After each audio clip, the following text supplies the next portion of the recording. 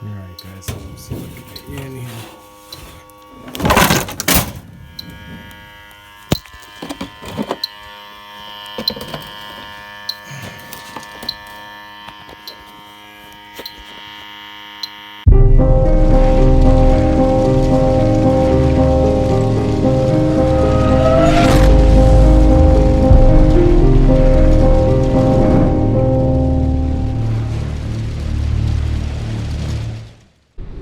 Morning.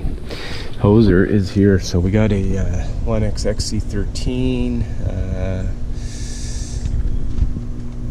Looks like a 4-ton unit, and apparently not cooling. So I'm going to connect my probes, check the pressure, see what's going on with this one. Okay, so let's get started.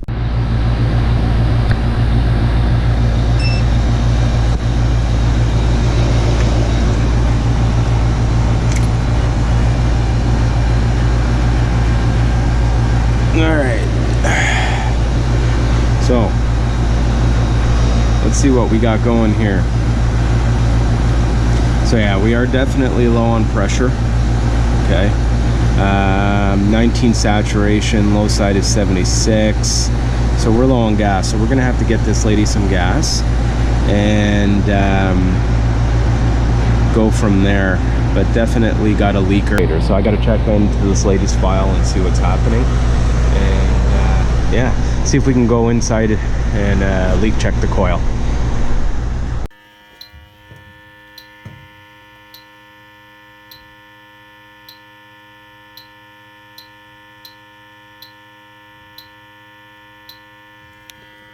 So I'm just gonna stick it on small. Got the H10 Pro going.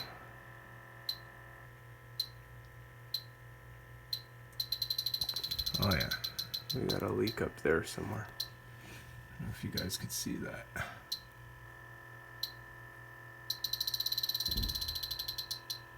Got one there.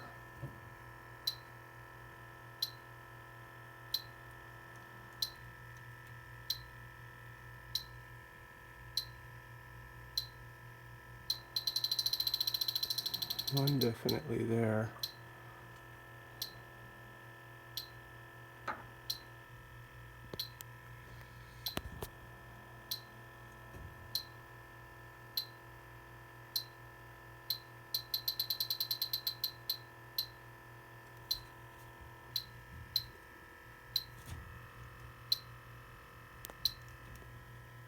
See if we can go back on that spot.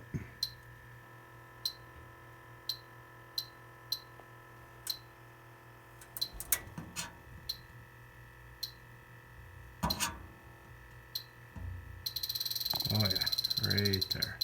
Let's put some bubbles and see what we got.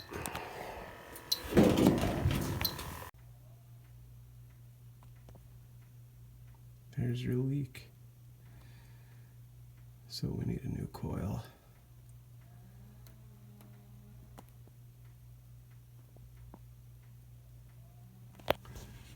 Goddamn Lennox. It's just a small. Standing pressure is only like 80 pounds.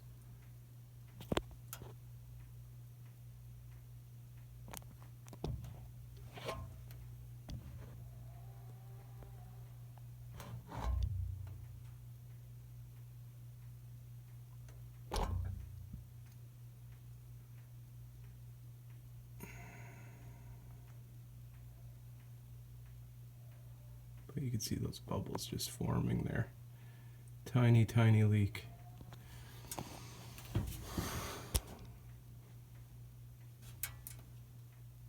See if I can get some more bubbles.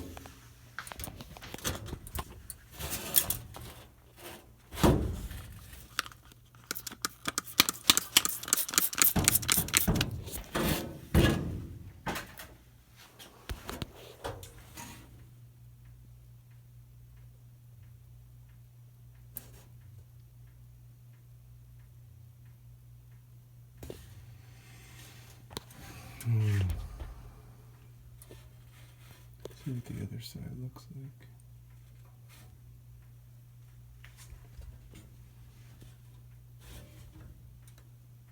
There's our leak. So let's get this lady some cooling. We'll get our new evaporator, ADP coil. Go from there. Alright guys, so I'm gonna get her up and running. As a parts and labor customer, we're gonna order the coil. In the meantime, I'm gonna drive up, give her some pressure so we can get that saturation above 32, get her some cooling. So let's get started. Oh, Lennox and their leakers.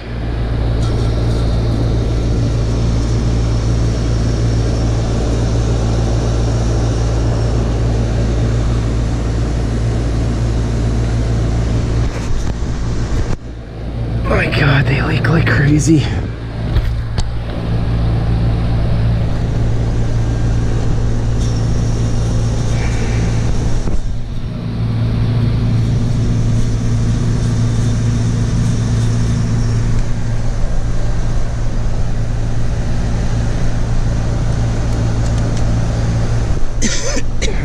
So this one takes 7 pounds, 12 ounces.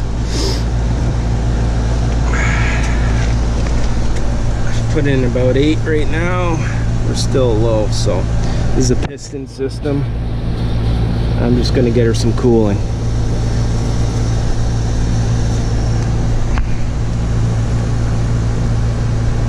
Then we'll come back, we'll isolate and pump down the system, change the coil, pull a vacuum, do a pressure test, pull a vacuum, and then crack the valves.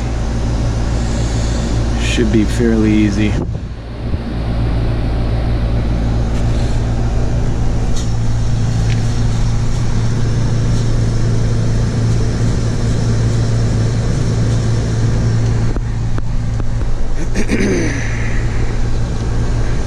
I don't really need the balance to charge perfectly because I'm coming back. I just want to get that above saturation.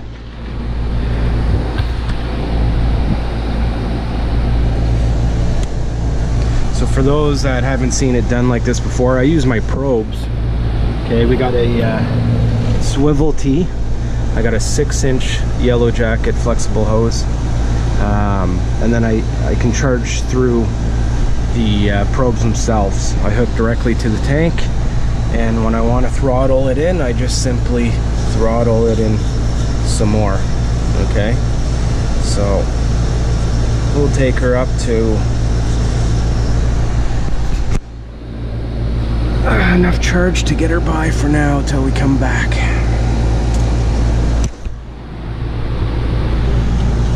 There's a low load in the house, so I mean it's only 19 Celsius, which is like 69 Fahrenheit or less.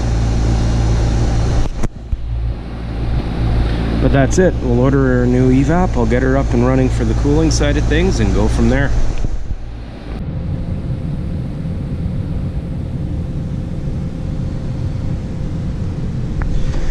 Alright, so this is a 4-ton unit.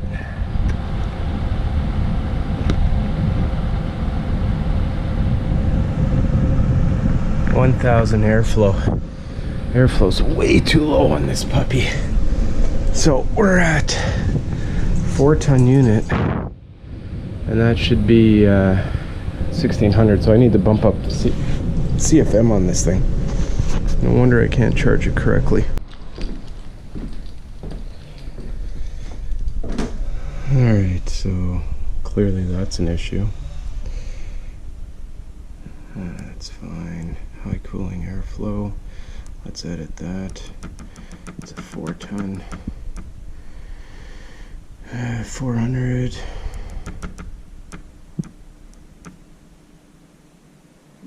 There we go. That should be a lot better. 4 times 3. Yes.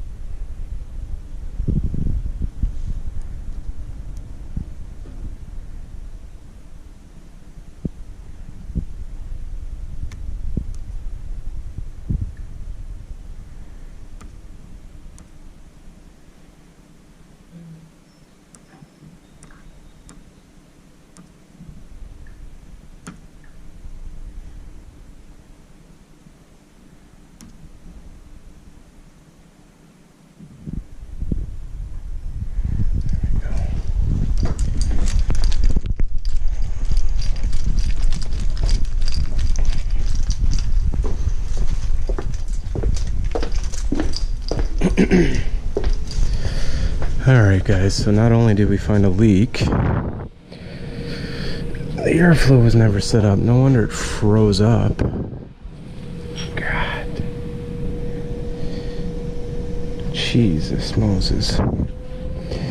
So as you can see, it was set at 1000 CFM. That's 1000 CFM was for a 2.5 unit. We have a 4-ton unit. That's why you see I have no superheat on my pressures outside. And now my phone died, which is lovely. So I'm gonna go charge that, check the charge on it.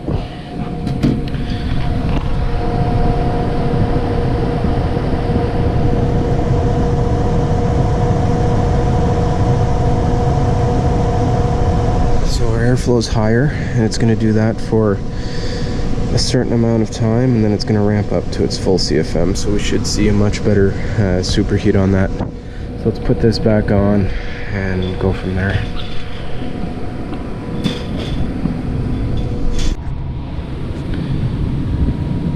So I don't know if you guys can see this, but just by increasing that airflow, you see the difference on there. Okay, now I'm getting some superheat, so I'm gonna let it run. I'm gonna go fill out paperwork.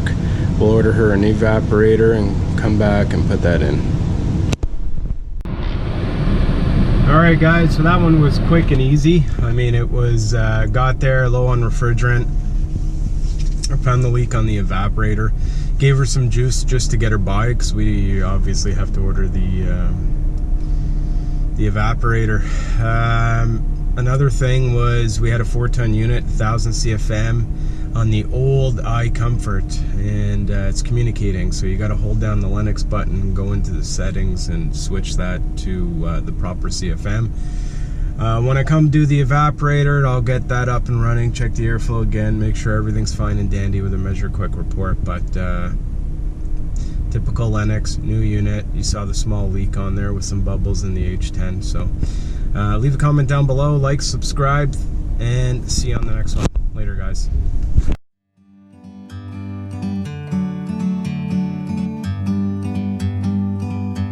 Like a bird on a tree, I'm just sitting here